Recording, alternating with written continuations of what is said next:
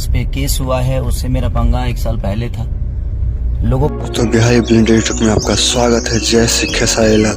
आज अभी तक आकांक्षा दुबे मामले पर कुछ नहीं बोले थे, नहीं गए थे, तो आज लाइव में आके बोले हैं कि हम क्यों नहीं गए। मुझे समर सिंह से 1 साल पहले पंगा हो गया था।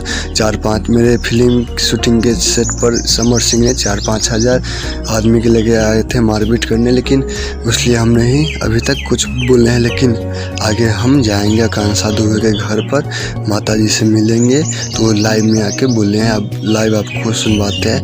लाइव सुनवाने से पहले वीडियो अच्छा लगा है तो लाइक कीजिए, चैनल को सब्सक्राइब कीजिए। ठीक है, चलिए सुनते हैं क्या। अगर मैं कुछ भी करता, कुछ भी बोलता और इन केस की मिलने भी अगर जाता, तो सबके दिमाग में एक चीज़ हमेशा कि मेरा जिस पे केस हुआ है उससे मेरा पंगा 1 साल पहले था।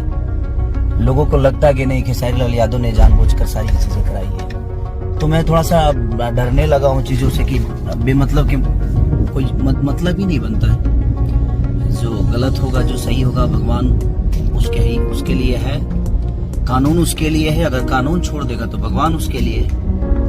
तो हम सबको धैर्य रखना चाहिए। आज नहीं तो कल इंसाफ सबके लिए होता है। जो गलत करेगा उसके लिए होगा। इसलिए मैं जानबूझ के मैं उस दिन आया था बट नहीं गया, और आज बोल रहा हूँ।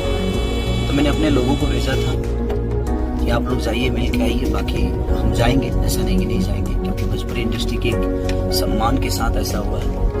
भोजपुरी इंडस्ट्री की एक ऐसी अदाकारा के साथ ऐसे हुआ कि ये ठीक नहीं है। किसी के साथ भी ऐसा नहीं होना चाहिए।